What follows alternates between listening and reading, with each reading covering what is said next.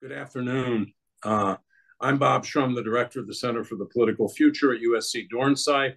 With me is the co-director of the center and my longtime political adversary and good personal friend, Mike Murphy. We're here to talk about what happened in that debate the other night.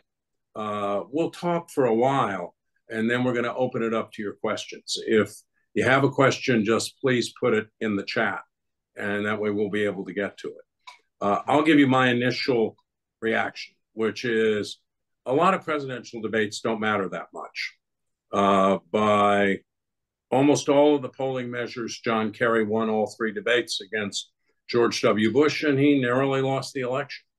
But sometimes debates, in my view, critically do matter. In 1960, I think it was essential for Kennedy in that first debate on national security to cross the threshold as someone who could handle these big issues of foreign policy when we were at the height of nuclear tensions in the Cold War. In 1980, I think Ronald Reagan gave an extraordinary performance in that debate with Jimmy Carter, which he obviously had carefully prepared for. Kamala Harris prepared for this. That was obvious. She was, I thought, masterful. Mike might use a less praiseworthy adjective. She baited Donald Trump continually. He not only took the bait, he eagerly seemed to seek it out. I don't know that it will be as consequential as 60 was, as 80 was, those first debates. But it has already had some major impacts. She's raised a lot more money. She now has a cash advantage over Trump of over $100 million. There are two polls out today, that one from Morning Consult, which is used by Politico, one from Ipsos, showing her now 5 points ahead. She won't take anything for granted. That campaign won't take anything for granted. They'll keep fighting. But all you have to do to know who won the debate is A, look at the fact that Trump refuses to debate again, and B, look at the reaction of the people who normally would be saying he won the debate. Initially, they were all disappointed. They said they were disappointed. Lindsey Graham said he was disappointed. The Fox commentators said they were disappointed. But now what they're doing is they're blaming ABC, they're blaming the moderators, they're blaming anybody and everybody except Donald Trump. So that's my reaction to this. I think it was a great launching pad, or a second launching pad for Harris. So far, she hasn't flubbed any of the big things that she needs to do in this campaign to win. Mike? Well, hello, Bob, and welcome to everybody joining us. No, I thought she unquestionably won the debate, or I might say she baited Donald Trump into magnificently losing it. It was Trump's worst debate ever. He did himself real damage, and you could see that in the dial groups and now some of the polling, though I think we need a little more time for it really to soak in. But there's no question she had a good debate and Trump had a horrible one. Now, will winning the debate mean winning the election? I think that's going to be the interesting question. I think it moved her forward. She had a lot to win or lose at this debate. She enters it quite undefined. She didn't go through the primaries. She was anointed when Joe Biden stepped aside and swept in with a huge wave of euphoria by Democrats who were down in the dumps and then got excited. She had a good convention. She did a good acceptance speech to the nomination. And because a third of the country don't really know who she is, she could have let Donald Trump define her. Instead, she didn't. But I'm not sure this debate did all it. No, let me just say, if I were at the Harris campaign, I'd be very happy. The tricks worked. All the war worked. Hey, they hate you at Wharton, where your dad bought you in. So he, of course, exploded, eating the pets being eaten. All the madness was on full display. It was a real lesson in the difference between prepping for a debate and just showing up. So on every dimension, I think the Harris people are and should be happy. That said, I'm not sure she did everything she could do to move the audience at home. We know from a lot of the data that most voters, particularly soft or undecided voters, of which there aren't that many and not that many states, but they don't like the squabbling when they go back and forth and all that. They want to know about her because they don't know her. They want to know what they're going to get from her in the future because they're not sure. So she had moments where she addressed that pretty well, all the turn the page stuff. But I think she could have talked to the folks at home a little more. I think what happened was the baiting tricks were working so well on Trump, and he was doing himself so much damage.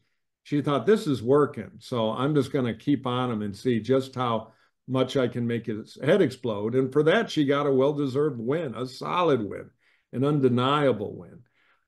But optimally, to connect it home the way she needs to land this thing, I thought it wasn't bad, but I thought she left some opportunity on the table.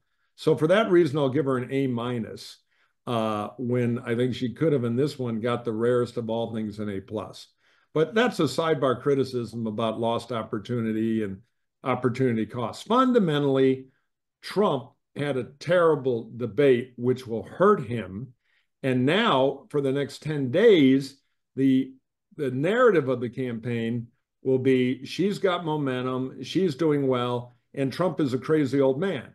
So we're going to hear a lot about which Trump advisor is getting fired. Trump will go out and attack in a louder message. He's going to feel these polls. He's going to react to them. We're going to have a bit of a Trump meltdown, and that's good for her in two ways.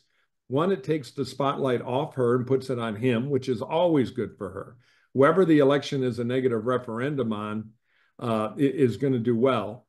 And second, we are close enough now to election day that when 8 or 10 days are burned up on who's Trump going to fire and how crazy is he, that is a huge win for her.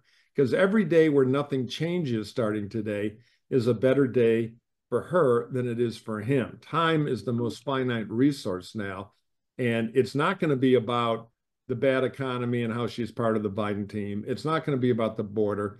It's going to be about the suitability of Donald Trump. And it represents more, I believe, more than 20% of the days left before absentee ballots start moving in many states. So they have a lot to be happy with over the Harris campaign, but I believe they still have some work to do to define her to the American people through what they will get from her. I think that's still an unanswered question, which is an opportunity for Trump. Yeah, I think the Harris campaign would agree with that. And I think they will use their financial advantage, which I predict will only grow, to continually introduce and reintroduce her. She's got a new spot today on reproductive rights. She'll have another spot on the economy. By the way, I've got my coffee cup that says "I love my dog." I've got it in honor of Trump's comments that Haitian migrants were eating dogs and cats and people's pets in Springfield, Ohio. I found that repellent because I think it's a racist dog whistle. But Mike, how could he possibly get into saying something like that? I mean, it's just not true. Well, I think he saw it on television somewhere and he decided to amplify it. You know, he's not the king of facts. He just saw an opportunity. And, you know, I think Trump's weakness is he can construct in his head an alternate reality. They stole the election from me. The mobs of Haitian immigrants are eating dogs. There's a feast going on in Springfield, Ohio. Even the Republican governor came out and said, you know, that's crazy. So once he gets it in his head and he believes it, he goes out and pounds it, and he does believe it. That's kind of his madness that equips him for this. So I think he thought, well, I'll make this famous. It's terrible for her because she's the border czar.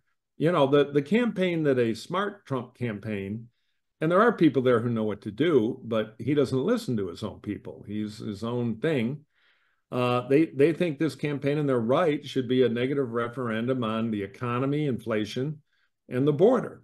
So this was a way, I think they thought, to widen and illustrate the border in kind of a sensationalist way. The problem is it's not true.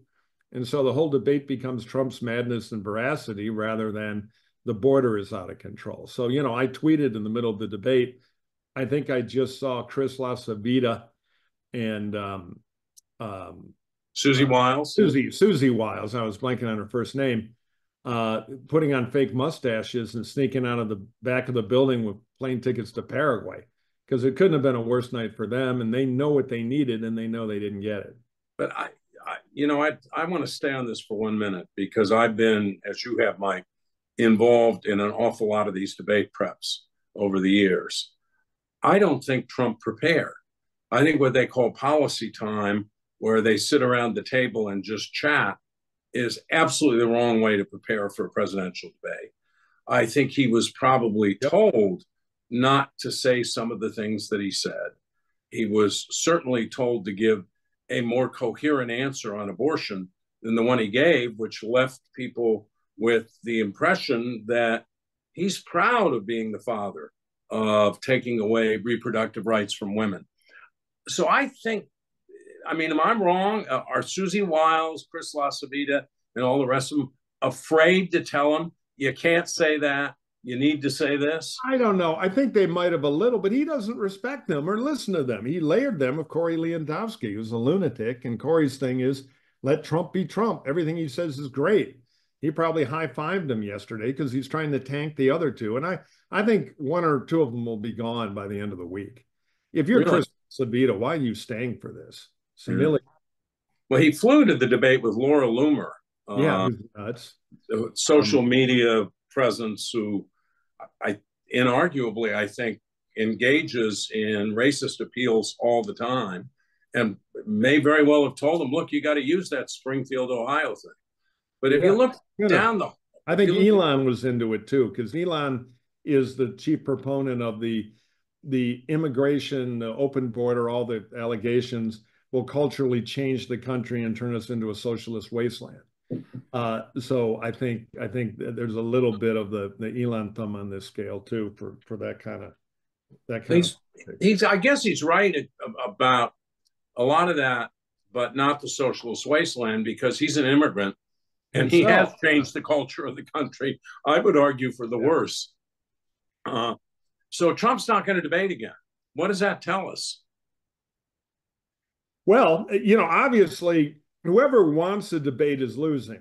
And if Trump 10 days from now has not had any forward progress and has not been able to reframe the debate a little bit more about her weaknesses, which do exist, then he might want to debate. Trump is transactional. So I never take anything Trump says written in ink, always in pencil. But right now, my guess is the rage is turned internal, and there'll be a couple of days of that. And then there'll be a new plan. And they're going to try to get it back to the economy and, the border stuff. But if they don't, you say he's going to suddenly pop up on social media and say, I'm ready for a debate anytime, any place, anywhere. Yeah, challenge her, because he'll have some new dog-eating thing in a week that might have more veracity in it. Because, there is economic pain out there. I follow the automotive industry because I'm involved in the electrification world. And there's this big problem right now in car sales with sticker shock. People who bought a car 5 years ago and think, all right, I was able to do it for $499 a month. They're coming in and seeing $699, $750. And sales are going down. So the bite of inflation is still in people's everyday lives. And if they can connect her, which is tricky, because, she was criticized as being kind of a weak secondary, even failing vice president. So nobody thought she was the powerhouse Dick Cheney mastermind of the White House. So now it's kind of hard to pin the economy on her because she was so much in the far shadows. But if they can find a way to do that and get the economic pain that's out there, and is a huge deal in voter land, Trump may have time for one more bite at the apple, but the clock is running out. And right now we're talking about dog cannibals. Yeah, I think that, as I said earlier, they're going to use that financial advantage. And I think we're going to see a very big wave of advertising on the economy coming from the Harris campaign. I also thought she handled the whole question of Joe Biden very well. He kept attacking Joe Biden. That's who he wanted to run against, as if he was running against him. Right. And at one point she said, I'm not Joe Biden. and she did it in a way that was not disrespectful to the president. It was very smart. And I think people are beginning to look at her as her own person. She's having a rally in North Carolina today, a state where polling suddenly shows that it's a toss-up, and where it's now been moved by most of the commentators to being a toss-up state, when 4 or 5 months ago people said, hopeless, Trump's going to win it. And so you believe it, though? Do you think she in the end will carry North Carolina? I don't know. I think it's I think possible. here's what I think.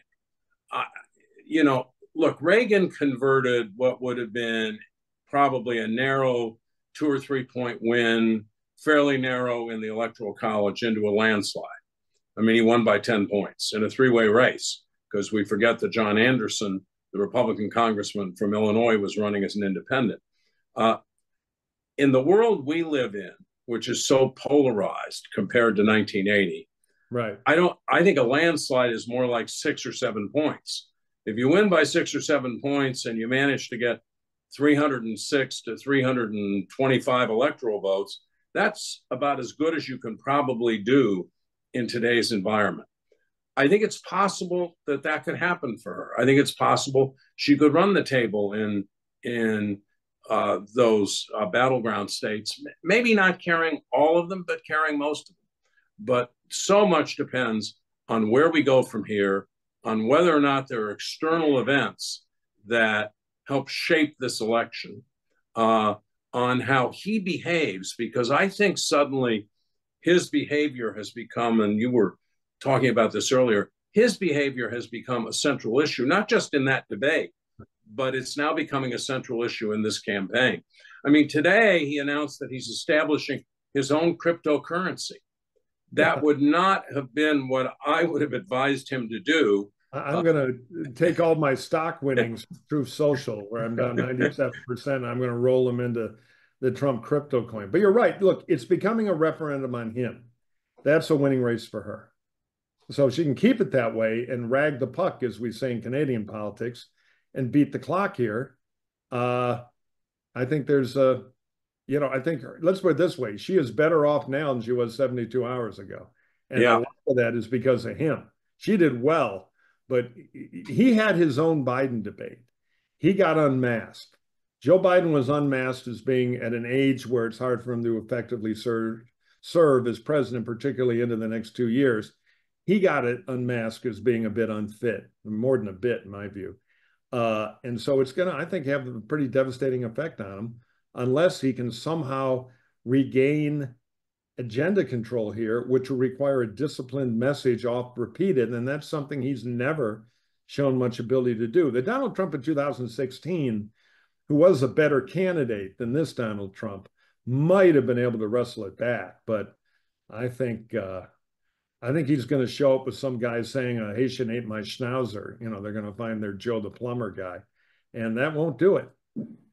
It's funny, because everybody said he lost all 3 debates to Hillary Clinton. And I suspect if you take the debates as a whole, that's true. But the first half hour of that first debate, he relentlessly focused on foreign trade, on NAFTA, pinned her for NAFTA. She said, Bill Clinton did that, not me. Well, I don't think people bought that. And then got her on the Trans-Pacific Partnership, which at that point she was against, but she had called the gold standard of trade agreements. I don't think that Donald Trump is here anymore. Yeah, no, I agree. I don't think the toolbox is the same. Now, you win the debate on 2 levels. I generally think whoever wins the campaign in the end won the debate, just based on results. But there is kind of the chattering class which interprets it, and that can drive some of the polling. And I think she overwhelmingly, in this case, won that debate. The debate at home, I think she won too. The dials say that. The early polling says that. But I'm not sure it was quite as much of a breakthrough at home. We'll find out. We're really going to know where this race is another 4 or 5 days. Oh, my gut is she's done pretty well, but that's where that lack of connection. And she made one error. I should just quickly talk. There's so much laudatory coverage. I think it's overblown and it's whiny and it's all they've got. But the follow-up questions to her could have been tougher. particularly on her fracking answer, where for some reason she has a terrible answer. She acts like her position in 2019 doesn't exist. She says in 2020, I made it clear I'm for fracking. Well, that is true, but it was one tortured line in a debate. She's never done the smart answer, which is, as vice president, you get to learn a lot. You see everything. You take a wider view. And I've learned more facts, and my position has evolved to what I think is right for the country. Instead, she did the Trumpian thing by repeating a falsehood 10 times. And it undercuts her because she's the anti-Trump. So I'm hearing from some people out in the field that it was a win for her, but it wasn't the slam that the pundit world, which, grades it on things that are a little different than regular voters. But, again, it's quibbling because fundamentally, her campaign is in a stronger situation now than it was before in a meaningful way. Yeah, she's a little bit on fracking in the position that George H.W. Bush was on the Reagan tax cuts in 1980, which he had called voodoo economics. And then once he got picked, he had to be all for them. Yeah. Voters didn't seem to care that much about it. The reason I think it gets so much attention here is because Pennsylvania is potentially such a critical state in the outcome of the election. And she's struggling a bit there. I think there's a scenario where she loses Pennsylvania, but wins Nevada and Georgia and makes it up. We're going to see. We might be in a different world here if Trump keeps melting down in another week. But would you have, if you were prepping her, you've done a lot of debate prep, you would have had a better answer than fracking on deny the old position, because I think it makes her a politician. Or am I wrong? No, I think you might be somewhat wrong in the sense that I think this may not be a voting issue, just as Bush's flip-flop on the Reagan tax cuts was not a voting issue. But she could have said, look, I ran with Joe Biden in 2020. And he was in favor of fracking. And we sat down and talked about it. And then as vice president, and go into your answer, as I saw more and more of what was going on and the need we have for energy independence, the need that Europe has not to be dependent on Russian natural gas, that's why I have the position I have today. And I think if you're going to be president of the United States, you have to respond to the facts on the ground. Right. Well, that's the old Churchill line. When the facts change, my view can change. Yeah, you can't just take a pre-cooked position.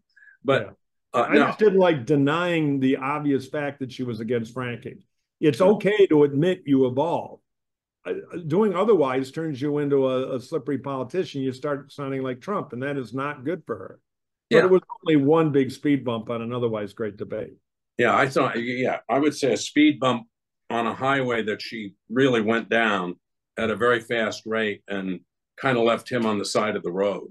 Well, I think he actively steered himself off the cliff. I mean, she triggered him to commit debate suicide. That is what I believe happened. So I talked earlier about the prep. If he does another debate, do you think he can prep differently? No. Do you think he can be different? The biggest myth is that anybody manages them. It was frustrating to me to hear about his savvy campaign team during the primaries. And I said at the time, many times, no, he's not in any danger. He's cruising along in a Republican primary of no serious opposition. So there's no management here. The management question will be when the stuff hits the fan, and they've got to control his activity. And can they do that? And we now know, nope, they can. We've had two Trump eruptions. After he was shot, there was a moment of sympathy for him in the country. So they said, all right, let's make the acceptance speech the new, kinder, gentler, wider, less caustic Trump. And they wrote that speech, and he started giving it. And it wasn't bad. But he felt the hall, and nobody was breaking up the furniture, screaming, lock her up or anything. And in his own weirdness, he decided, well, I'm failing, so screw this. And he went off the prompter and did his routine, which strategically was a step backward, not forward. The routine was good. So there was a great opportunity to do the smart thing. Instead, he did the instinctual feral Trump animal thing. And at the debate, this he didn't prep. He probably sat around and yes men threw a few questions at him, and he gave a crappy answer. And they said, "Great, you're really going to get her." And Laura Loomis said, "Make sure you bring up the pet thing." These clowns around him. So there was smart advice for him to access, but he's not interested in that. He just goes by instinct. There was no prep. This will be shown to candidates for decades of prep versus no prep in a high stakes debate. Yeah, I want to ask one other question and then get to audience questions because we have a lot of them. What did you think of the moderators fact checking Trump? I thought it was great, and I thought there ought to be more of it. I think the follow-ups on her could have been tougher. I think it's legit to say they were a little tougher on Trump, but that's okay with me because Trump's been able to bluster his way through other debates with not enough. I didn't think the CNN, the debate with Biden, the follow-up was very good. It wasn't terrible. I thought Jake had a few good ones, but I thought they set a new standard for kind of how to deal with these lawless debates. And so I give David Muir and the whole ABC team a salute. Yeah, the new thing today is, well, Lindsay, the other moderator of the debate, she belonged to the same sorority in college that Kamala Harris did. Now, they're 13 years apart. They went to different colleges. There are Republicans as well as Democrats who belong to that sorority. Do you think all these excuses that Hugh Hewitt and other people are trying to make for him will have an impact at this point? No, it's just a narcotic for the base that has to have something to say. And we have something that has a little truth to it, like they were tougher on follow-ups with Trump. You then can hang a conspiracy on that for the Trump believers who know he had a bad night and need a unified field theory to explain it so they can hang in there. But in the undecided, movable voter space, I don't think that has any traction at all. Yeah, I don't know how many big opportunities you get in the presidential campaign. You're right about the opportunity that was presented by his convention speech. He decided not to take that opportunity. If I had been advising him, which of course I wouldn't be, I would have pushed him very strongly, and I would have warned him to say this is not going to set the hall on fire. But that's not what we want. That's not what we want here. We want to reach some of these folks in the suburbs, especially women, who are thinking about not voting for you, even though they've often voted for Republicans or even usually voted for Republicans. Right. Second big opportunity was this debate, where I think he could have come in with a coherent message. I wouldn't have agreed with it. I would have thought parts of it were completely wrong, but it could have been a lot more persuasive. So I'm going to turn to some questions. Diane Wallace, I think we kind of answered this. What did you two observe that showed effective debate prep? I'd say Kamala Harris showed effective debate prep. Donald Trump showed how stupid it is not to have debate prep. Yeah, no, I agree with that. She was polished, and she speaks with a good economy of language. She's very clear and precise. That's partially the legal experience. And so she was loaded up. She was ready for everything. And I think you could kind of tell by her grin that she thought debating him stuff might work, but it turned out it beyond work. It wound him up and he was spinning off into the atmosphere. So I think she couldn't believe her good luck, which is this guy is going to do harikari here now. I can't believe it, but let me keep at it. I thought she even got like 5% too a little bit gratuitous and smirky about debating him, but I don't blame her. She realized early, she had a little shaky beginning, but then she started doing well and started figuring out how easy it is to bait him, and then he'll unscrew his head, and then she just sat back and had a field day.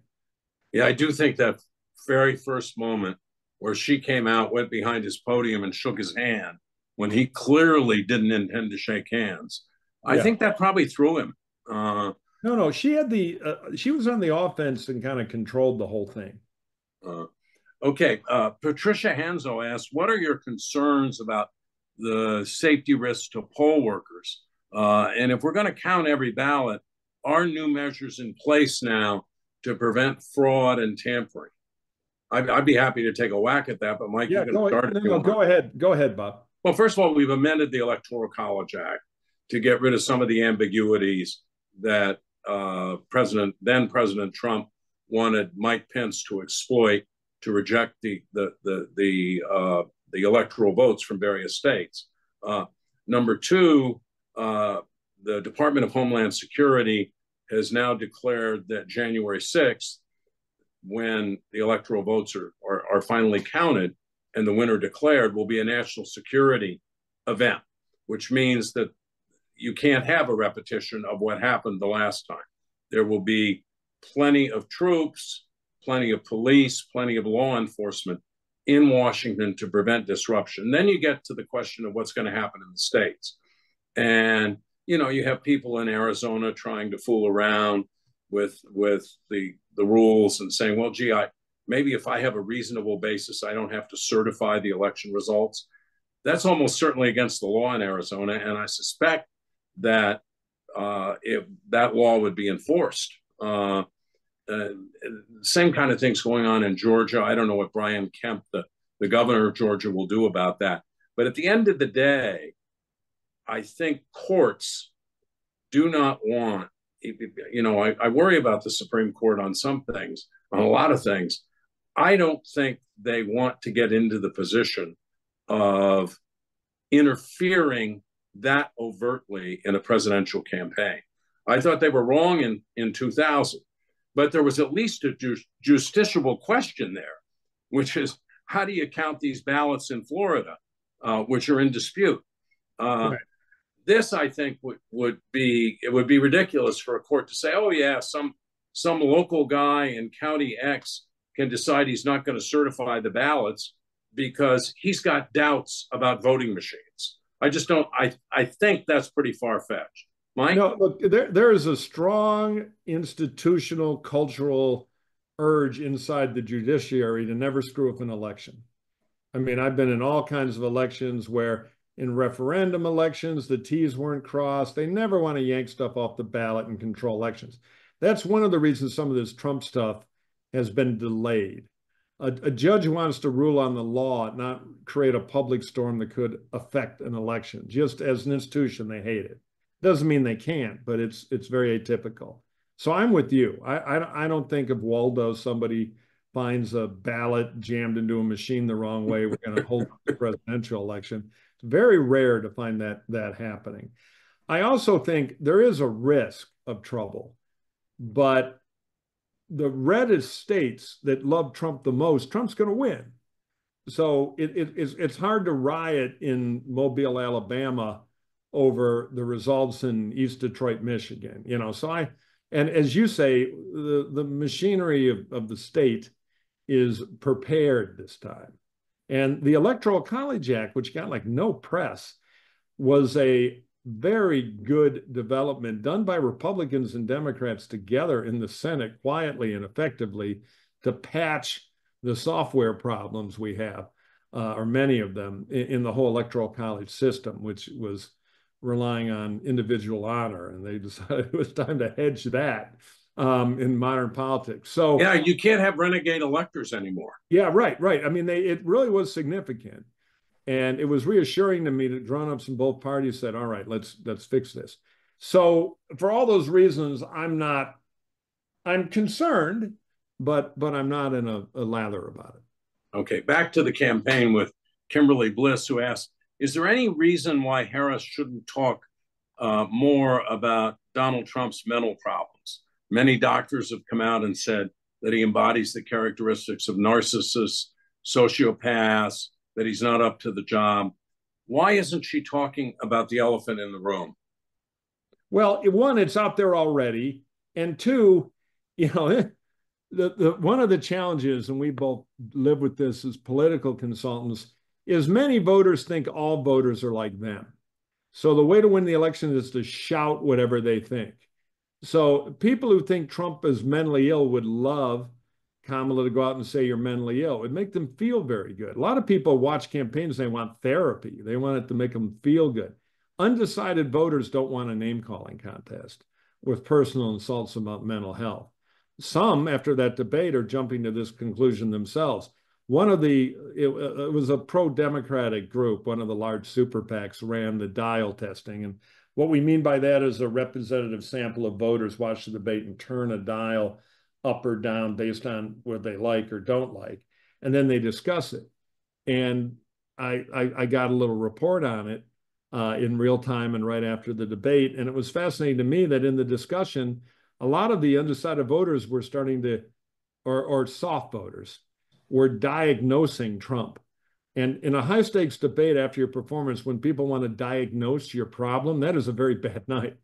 And so some of this is happening on its own, and you don't need Kamala Harris to scream it to make it effective. In fact, that would hurt it. It would politicize the conclusion. So as much as Democrats would love that, I already know how they're going to vote. And they don't need a therapy animal attack to make them feel good. So that would be a mistake for her. Well, I tend to agree with that because the press is now focusing on these questions. Right. And it's out there in the ether. It's out there in the public dialogue. So I think it matters. Now, here's one we can have a little fun with.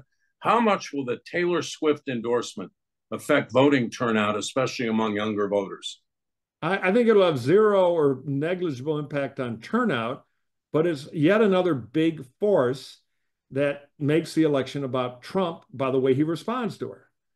So it's good for her. Endorsements are generally massively overrated, but she's a big force in pop culture, and it's great. And I love the fact that she was putting the sparkly boot into him right after he blew the debate. And the timing of it was perfect. I'm sure they had it planned. Yeah, I tend to disagree a little bit. I think that she will have an impact in terms of registering a lot of these younger voters. And in an election that, as we know, could be very, very close, 10,000, 20,000, 50,000 votes can make a big difference. So I don't think we'll know until afterwards, but I also agree that Trump reacting to what Trump should have said was, well, fine, she's entitled to endorse whoever she wants.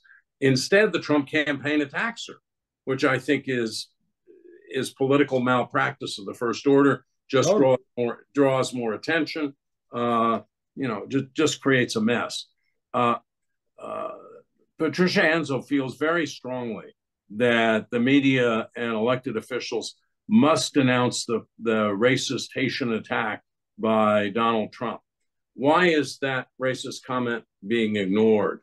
It's being discussed. I mean, Dana Bash did 5 big minutes of it right after the debate on national television. So I don't buy the presumption that it's being ignored. You can argue it ought to be more of a center. You might see Democratic surrogates, if he keeps it up, start saying that more to put it into effect. But among grumpy swing voters who are not woke Democrats, when people start making attacks about racism, there can be a pushback. It's tricky stuff. So, but I just don't believe it's being hidden.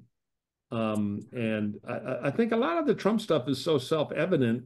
When you talk about it, you make it too political, and that's not an advantage. So people can see that for what it is, and it is being covered, I believe.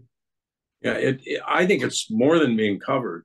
I think it's become part of water cooler conversation. Yeah, totally. There are some things that happen that the next day you go to your office, you go to work, and you say, "Did you see that crazy thing on television last night?"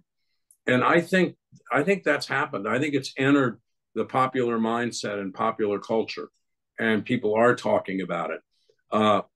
I do agree that it is deeply regrettable, and despite the political risks of saying it, I'm going to say it, and I said it earlier. It's a racist dog whistle. Yeah, totally. These black Haitian immigrants are eating your dog. The only person I know of who may have eaten a dog recently is Bobby Kennedy. No, I think he might have. But you're right. Look, a lot of the immigrant stuff has racist subtext. It always has in American history. When Trump says these immigrants are coming in here, people aren't closing their eyes and thinking of Swedes. They're going to be people of color, brown or black skin. So it is a racist dog whistle, but I think people get that. The sad thing is, in our pop culture, some people like hearing it. Yeah. Okay. Next question. This is from Anonymous. Traditionally, presidential campaigns spend quite a bit of money and energy on internal polling, which I understand is more sophisticated than public and media polling. This is right up your alley, Mike. Campaigns manage their messaging based on these internals. Are there classic indications of a floundering candidate in how they change, how they address issues when they're losing, going negative, losing message discipline, whatever? Yeah, I mean, there are two ways a campaign can flounder. The message isn't working, or internally it's melting down and there's no command structure. And that's kind of what's happening in Trump world. The only command structure is whatever Trump feels like saying that day. What the energy of the Trump campaign should be on is how do we let this fire of bad debate burn out as quickly as possible and change the topic. The shrewd thing they ought to be doing is saying, okay, we're going to put a muzzle on Trump for a day or two, or hood him like a falcon, whatever you have to do to shut him up and stop making news. Let the debate story get old and background to the press. All right, she's 4 points ahead. She's going to be president. Have you vetted her? Does she have an economic plan? And move the microscope back onto her, off Trump. Right now, they're feeding the fire of a debate on Trump, which is not good. So that's the kind of stuff a smart campaign would be trying to do, but that requires precision, discipline, and kind of a full front offense. Because in a real campaign, all right, we're going to send the candidate out to make this contrast speech on economics to draw out her plan, which is thin and undefined, and she's trying to, do the Ming Vaz campaign where she doesn't say anything. We're going to change up the advertising to do that. And frankly, we challenge her in a debate on the economy in 3 days, an offense with all the parts of the campaign working together. There's none of that with Trump. It's flying around insulting people, and as he sees bad polling, the insults are going to get worse. So yeah. I think they are floundering. Yeah, I predict none of that will happen. I agree with you on that. I agree. Yeah. By the way, she does have an economic plan. I mean, Goldman Sachs has assessed it. The Wharton School has assessed it. He has an economic plan. But the problem here is, how does she communicate this to the voters? They need to understand that she has a plan. You may not like it. You may like it, to help, for example, first-time home buyers be able to buy a home. They need to understand that she has a plan that's real on the child tax credit. And that while his plan, according to Goldman Sachs, would explode the deficit and lead to a recession, that's not true with her plan. Well, I can argue with that. Her plan is a blank check to the middle class, the old Democratic trick. No, I'm talking about this. The point is, she can make an argument. The specifics of her plan have been assessed by economists and by these major Wall Street institutions.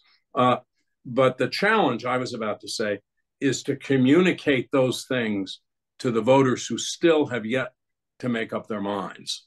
Or who don't know who she is and what she's for. Right. To the extent they know liberal, and that's not helping. So yeah, I'm not sure that's true. Well, the New York Times poll was pretty clear. Yeah, I know, but that was before the debate, and I think we're seeing. I think after the debate, people may think, she's up to the job. She's an affirmative personality. She talks about the future, not the past.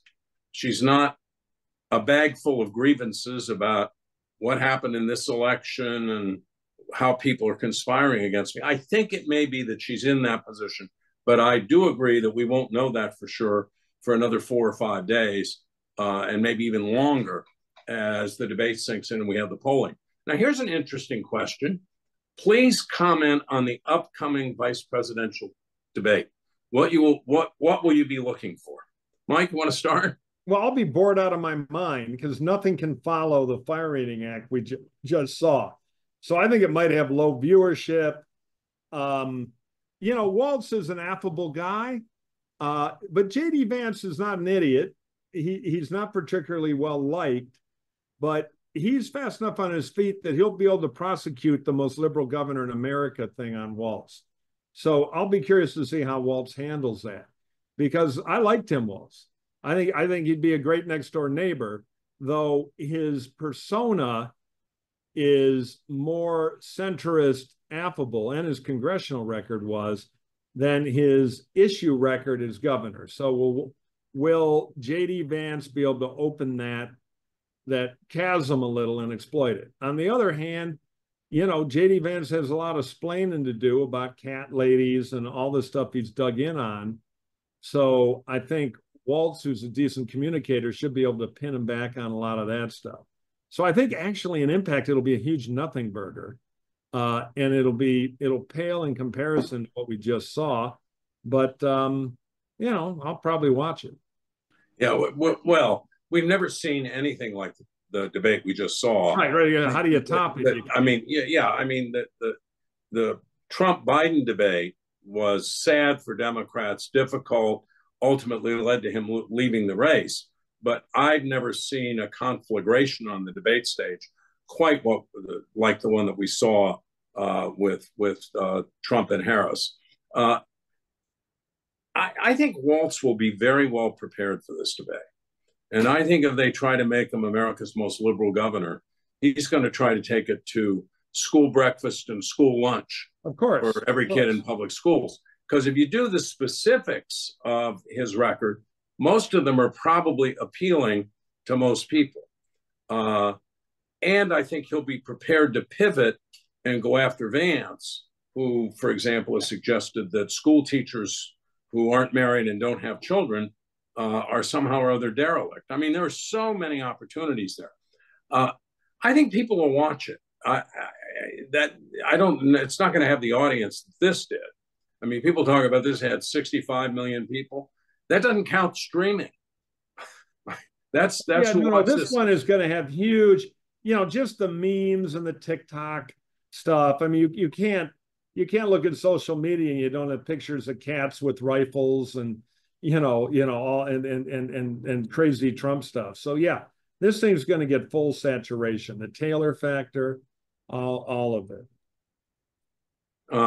So Anonymous again asks. Oh, Anonymous. What is something Kamala said or didn't say that disappointed you? I guess, Mike, you'd say fracking. Yeah, I got more, but go ahead. Well, and so does Anonymous.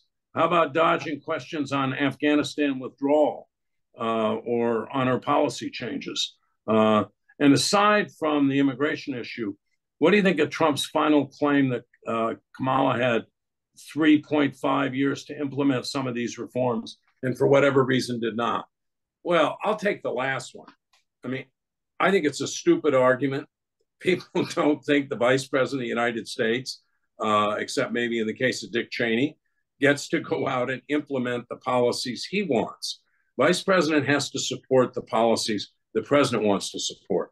I think on immigration, for example, she did pretty well when she pinned former President Trump on the fact that he had told the Republicans in Congress not to pass a tough border bill, which Biden had agreed to and she had agreed to, because he wanted the issue instead of solving the problem. I think she did pretty well there.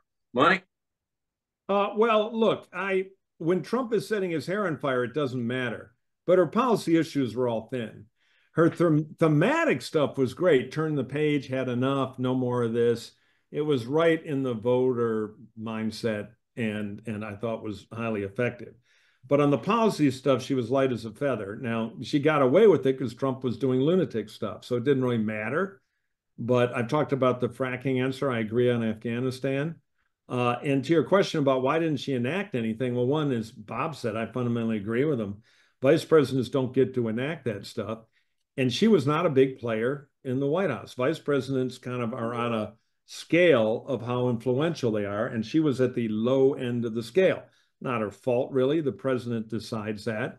But nobody in administration said we got to run it by Kamala Harris to heavyweight. It just wasn't the way she was treated, fairly or unfairly. So I think it's kind of unfair to accuse her of why didn't you enact anything? Well, I was Ed McMahon, not Johnny Carson, so I don't get to do the monologue. But the campaign would want to, as any campaign would, create kind of this mirage that she was a big key player and, she's flying around the world, the line of stuff. And that's all hokum. But it's true of most vice presidents. Yeah, I agree with that. I mean, there's the famous moment in 1960 when President Eisenhower was asked at a press conference that Vice President Nixon was out there running on experience counts. Can you name one policy or one thing where he had some real impact or some real influence. And he said, if you give me a week, I might think of something. Well, there went the experience issue. I mean, and then Nixon got asked about it in the first debate. So I think that's true.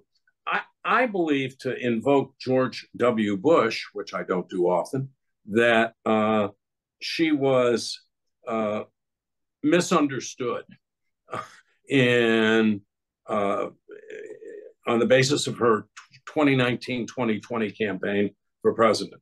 I don't think that campaign was authentically her. I think there was a misreading of where the Democratic electorate was. That's how she got into I'm against fracking. And she had a great start, great announcement speech, but then never had a coherent, disciplined message that lasted longer than a week or 2 weeks.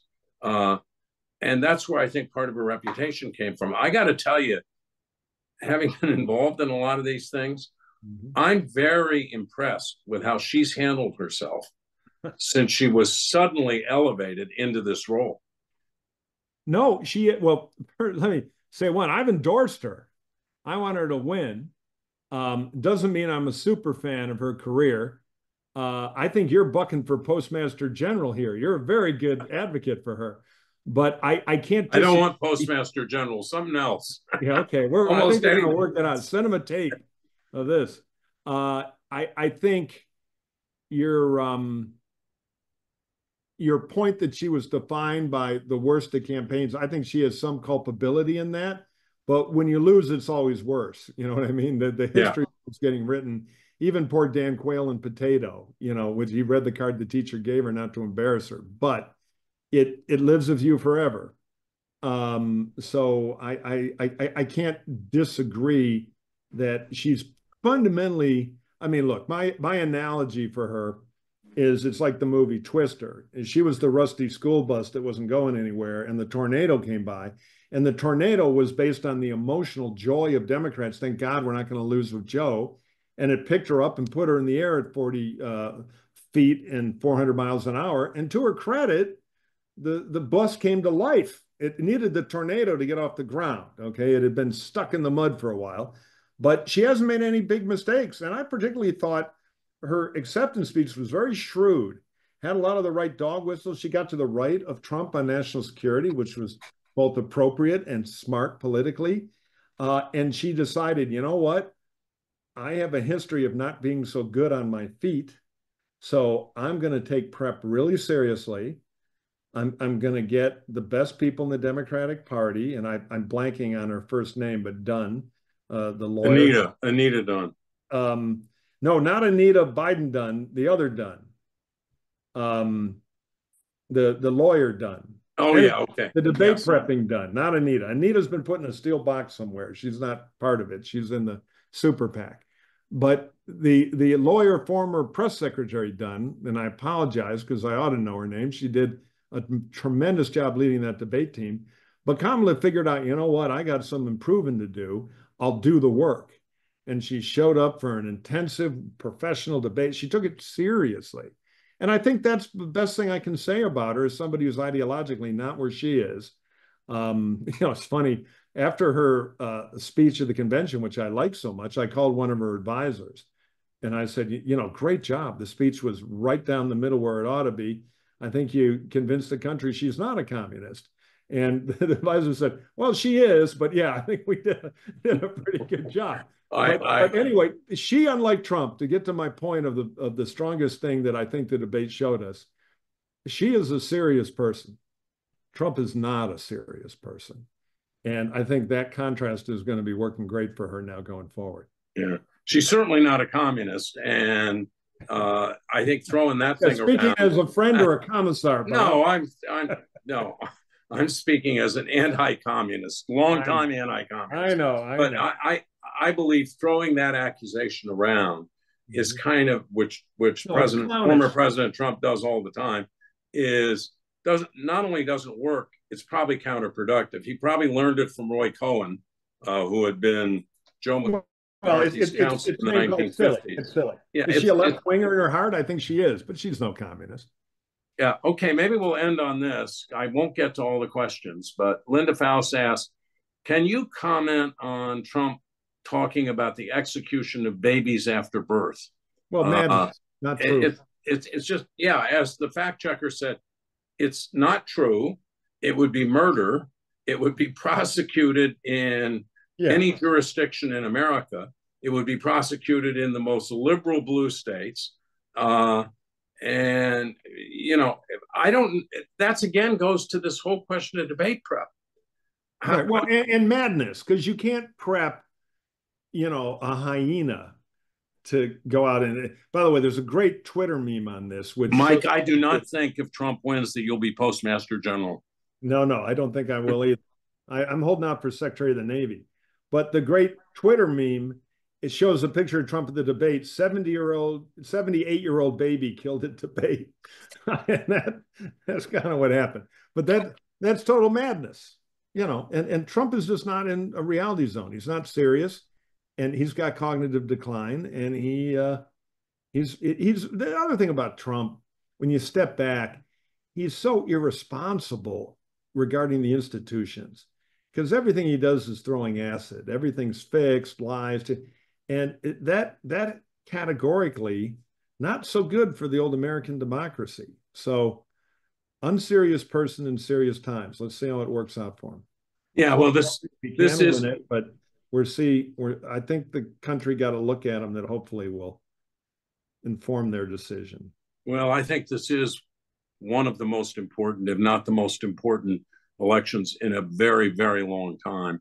I want to thank all of you for joining us in our audience. And on behalf of Mike and me, I want to thank those of you who support the center. We do some important work in terms of trying to promote a politics where we respect each other and we respect the truth. And we'll see you at our next programming. Our next program, we have a rich array of programming this fall that will deal with some of what Mike and I have talked about today. But as developments occur, we'll be following this election very closely and talking about it hopefully in a civil and respectful manner. Thank you all very much. Take care. I echo that. Thank you so much.